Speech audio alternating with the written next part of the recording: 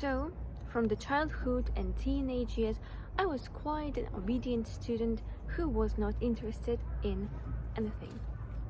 Nothing interested me, nothing attracted me. And while I was looking at other people, they all had dreams. They all wanted to be a doctor, they all wanted to be a lawyer, they all had these big dreams. And while I was looking at myself, I didn't want anything. And beside this, I didn't see the meaning of life. I didn't want to exist. No, I was not suicidal, no. I just didn't want to exist because I didn't see any meaning of life. So guys, welcome to my channel. My name is Aysungur, and today I'm gonna talk about the topic, how to know what you want. This topic is quite controversial, and everything that I'm gonna say today comes from my experience. And yeah, I'm ready for haters who will say, oh, what kind of armchair critic you are. If you think so, please, you're out. You don't have to watch my video. I'm not compelling you, I'm not forcing you. By this video, I just want to help people. I want to help people until 30 or over 30 to recognize what's happening in their lives and what they truly want. So yeah, and I was talking about my teenage years. I was 14 years old. And when everyone was choosing their professions, I didn't know what to answer to teachers. I didn't know what to answer to my parents because my parents didn't give me any attention, and I was just by myself. I wanted to play a piano, and my family couldn't afford me the piano classes. And I was crying, complaining, so they can at least buy me the synthesizer, not a piano, right? And they didn't even ask what I like, who I want to be, because they had their own problems. And yeah, definitely I held a grudge towards my parents, and gradually I just let it go. I didn't want to hold this negativity towards my parents who gave everything to raise their children. And when I was in the 9th grade, I gave myself a week or two and I reconsidered all my life. Who I want to be, who I like, what don't I like. And the first step to know what you want is to divide your shoulds and wants. Society is a big instrument who has big power over your mind. It has been instilling all the stereotypes and cliches into your mind. Just first step, please, divide your shoulds and wants. We have this kind of platform. First of all, you have to go to kindergarten, after that school. After graduating high school, you should go to college or the university. After university, master's degree. Right now, it's regarding modern standards, right? And after master's degree, you can find a job, and after job, you have to get married. So we all try to stick to this platform, and when we don't stick, we think that something is wrong with us. No, queen, nothing is wrong with you. You are starting to realize what you really want. If you don't want to have family in this period of time, in this specific period of time, you don't have to. You don't have to listen to your parents. You don't have to listen to your friends. You don't have to listen to your relatives, and specifically society. This is your life, and you should get it together. Not society, not everyone, only you. Only you are responsible for your life. And when everyone is trying to integrate this kind of ideology into our brains, and when we are experiencing failures, hard times, it is easy to us to transmit this responsibility for our own life to someone else, to our parents. Like, I didn't get a job. This is your fault. This is not my fault. This is your fault. I couldn't get married. I couldn't find a good wife. Mom, this is your fault. It's easy for everyone to transmit our responsibilities. Why? Because we follow the shoulds, not our wants. Now, just for a second, let's go of all the stereotypes. Let's go of all the fears you have. Imagine that you don't have this fear of not getting married on time, of not getting a well-paid job, of not finding that purpose. What are you gonna do? What do you want to do the first time? Just think about it a little bit. And the next step, you should identify what don't you like? What doesn't satisfy you? Maybe this is your job, maybe this is your relationships with your partner, with your family, with your parents, who knows?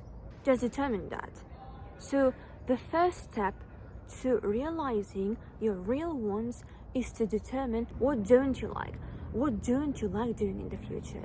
Just take your time, give yourself time. Perhaps it will be a week, 2 weeks, a month, 2 months.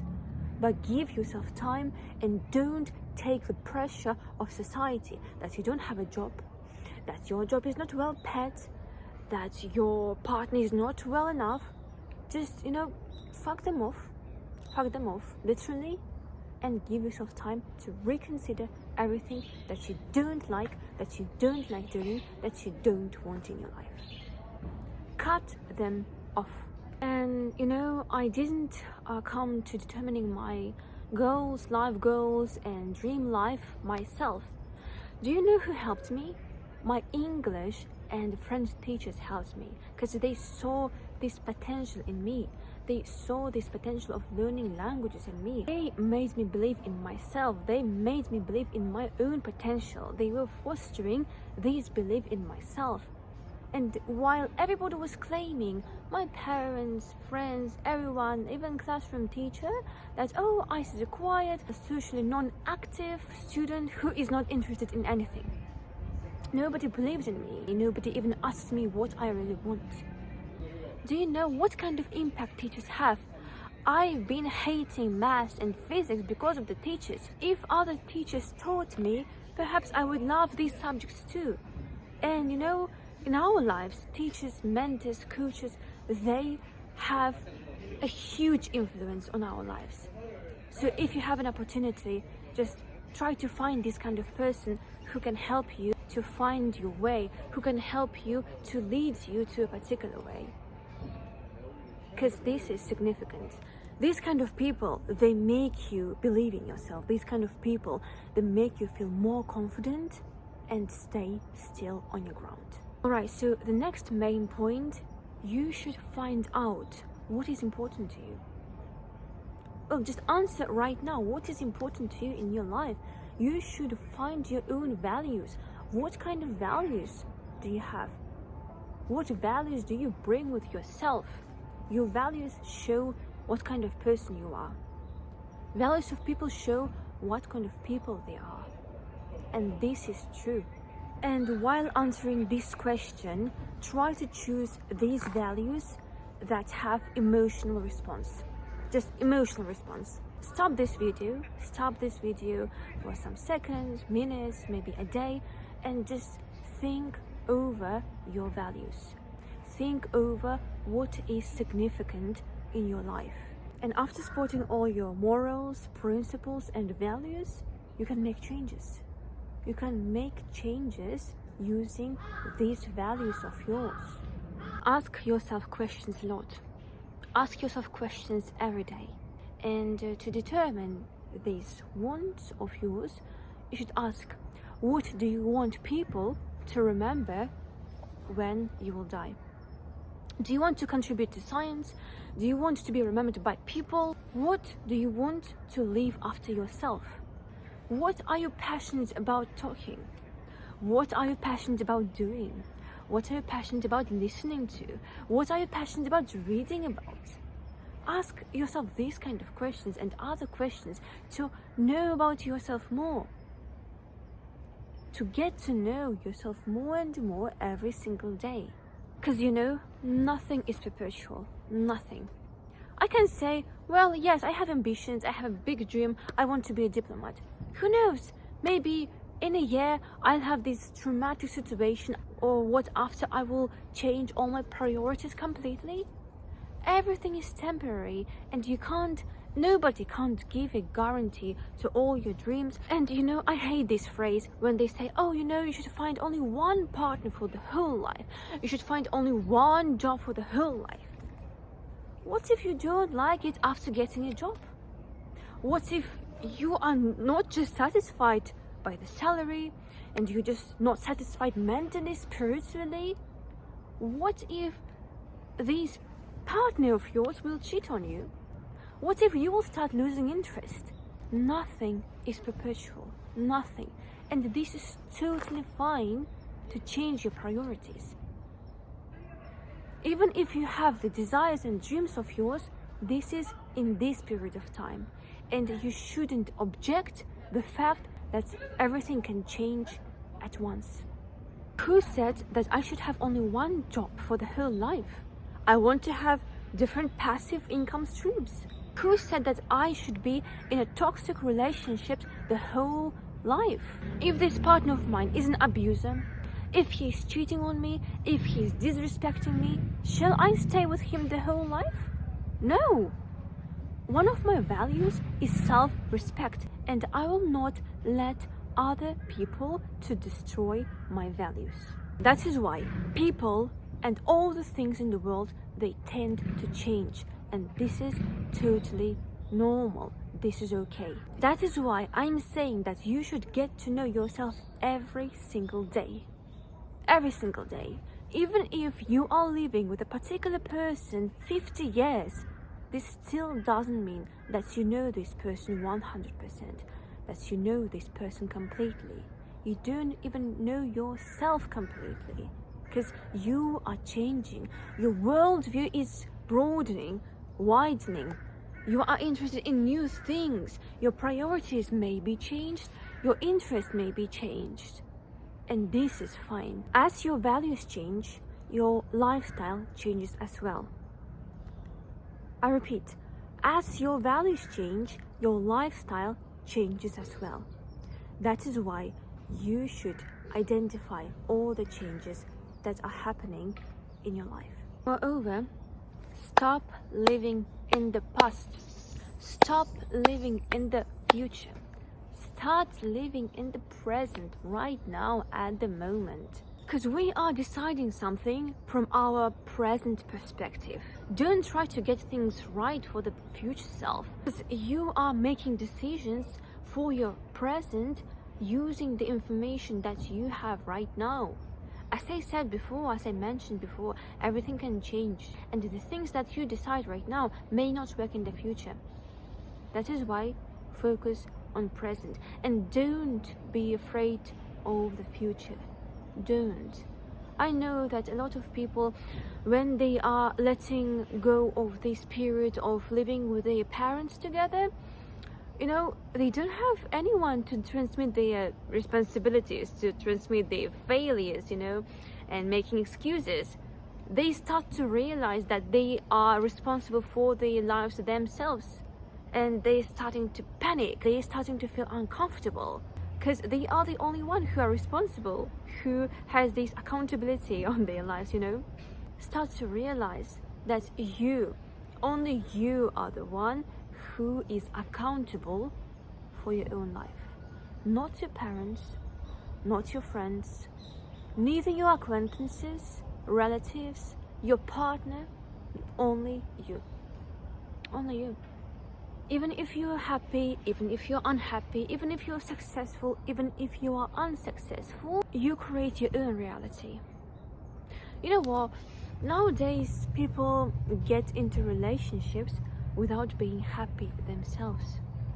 They are getting into relationships just to hook up, just to have a lot of sex, right? Maybe just to get attention from another person because they feel lonely. They are afraid to be lonely in this world because they're not happy inside themselves. And they get into this relationship, romantic relationship, to look for a happiness in another person. They wait another person to provide them happiness, while they are not happy themselves inside. Are you getting what I'm saying? Right. You should sublimate your energy of transferring your responsibility to other people, of thinking about the future, of thinking about the past, to your present, to yourself, to self-development and self-respect, to self-love. Nowadays people have the wrong understanding of the phrase love yourself. This doesn't mean, oh my god, I love myself how I am. I don't need to develop, I don't need to read, I don't need to communicate with people. It's not for me to sit in my room, it's not for me to watch these stupid TV shows or TV series. No queen, no king. Self-love starts with being uncomfortable. Self-love starts from getting out of the comfort zone. Self-love equal to be uncomfortable. You know, sometimes we need to do what we don't like. Sometimes we have to do what we don't love. And this is the cause for the conflict we will get in the end. I'm not denying passions. Yeah, you can also have passions, but instead of following passions, you should invest in your passions. You should invest in these passions of yours gradually. Imagine, yes, okay, I want to be a diplomat. Who knows, maybe this wish or desire or dream of mine will change in 5 years. Maybe I want to lead a business. Maybe I want to be a business lady in 5 years. Maybe I want to be a monk. Who knows? Everything can alter, right? For instance, I have a blog, right? And in the beginning, nobody believed in me. Like a blogger from ICE, don't be ridiculous. No one supported me except some of the friends, right? And other acquaintances of mine were saying, when I was posting about new subscribers, they were just wondering, what kind of subscribers are you talking about? Do you think that you can become a good blogger? And I just blocked these kind of people. Because how dare you not to believe in me while I believe in myself? So I'm telling you all this because you know my results. And looking at my results, my phrases, these words, they correlate with my actions and my results. And I want you to believe in yourself. I want you to start right now. Maybe someone also wants to have a blog on social media platforms. Maybe someone wants to consult people. Maybe someone also wants to lead some social projects. Just start right now. Start from something. Start from, I don't know, strategy. Start from techniques, methods of implementing these goals of yours. Start right now from something, even if this is a little thing. I beg you. And you know, we all tend to plan our lives, the whole life of ours. You know, after university, I'll get a well-paid job abroad or in my country. I'll find a beautiful wife. I'll find a rich and a handsome husband, and I'll be happy. You know, sometimes this kind of planning is not working. Because, okay, imagine that you have a plan to be a doctor. Yes, you have already graduated from the university, you are working as a doctor, but you feel that you don't take the happiness from this job anymore.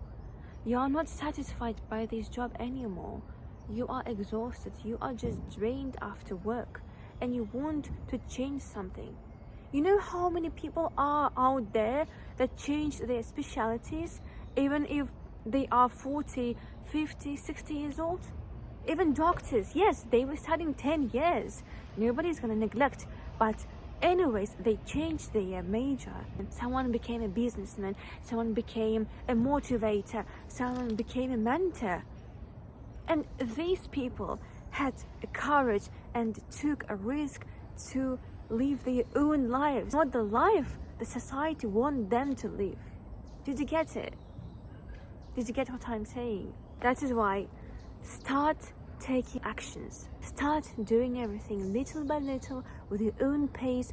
Don't compare yourself with others, because someone's level can be the middle of them, while yours is only the beginning. Compare yourself only with yourself in the past, with yourself a year ago, a month ago, at least even yesterday. For example, I'm not Ice who was 2 years ago. I'm not Ice who was a year ago. Yeah, you know, it's fine to have long-term goals, but they're quite broad. And to reach these long-term goals, you should divide them into short-term goals. You know, Yeah, I have a long-term goal of mine, for example, to be a diplomat, okay, but I'm not sure about that yet. Okay, but to be a diplomat, I have to do little things, right? To finish my master's degree and to be socially active, to foster my personal brand, this kind of stuff, right? But you know, when I don't have these short-term goals, I am starting to die inside. You should have, yes, strategy, but inside these strategies, you should have tactics. Strategy is long-term, while tactics short-term. And while you are deciding what major to choose, what work to do, you should gather some information about these alternatives. Okay, imagine that you are in the 11th grade and you should decide your future profession, and you're thinking between a doctor and a lawyer, right? But you haven't tried it yet. You haven't practiced, these things, yeah? You just know some information. But perhaps there are other professions that might get the interest of yours. Sometimes we can't decide something not because we don't know, because we don't have information, because we don't know the alternatives and options. While you are researching things, you have lots of options, and you decide what to choose, not led by the circumstance. You lead the circumstance, you control the circumstance, right? So the required phrase here: don't put all your eggs in one basket. This means you should try out several alternatives. Imagine if I applied only for one scholarship, okay, Japanese scholarship. Let's take this scholarship, and I didn't apply for other scholarships. And this Japanese scholarship just rejected me. And what? I don't have backup plan. I don't have anything that is behind me that I can use as an alternative. You know what I mean? And not to put all my eggs in one basket, I pointed out many scholarships, not only this Japanese scholarship, to enhance my chances. I don't like this kind of phrase when people say, oh, you're lucky. Oh, you're lucky. What the hell lucky mean? What the hell lucky mean? For me, being lucky is to be able to use the chances that you're given, not to fuck up this chance, to leverage this chance that is given by the universe, by people, by societies, by organizations. Even if people have chances, they don't use it because they're lazy, because they don't believe in themselves. They think that they're not good enough for something. That's why they just don't leverage it. Being lucky means that the person someday used that specific chance that was given. And accept theory, except just reading and researching alternatives, practice it. Try to practice it. Maybe you'll not like it while you practice. Imagine you are a bachelor student of business administration faculty. Try to open a business. It is possible to open a business without any investments. It's possible, believe me. Try it out. Maybe you'll like it, maybe you'll not like it. Yeah? So you choose this degree, you trust this degree, so it can help to provide you the better life. But who knows? Maybe after working a little bit, you will realize that this is not yours. That's why, with the theory, simultaneously try to practice. Go to any organization in your field and ask for volunteering, ask for free internships without payment. Try it out to realize for yourself, is it even yours? Is it even yours? And last but not least is networking.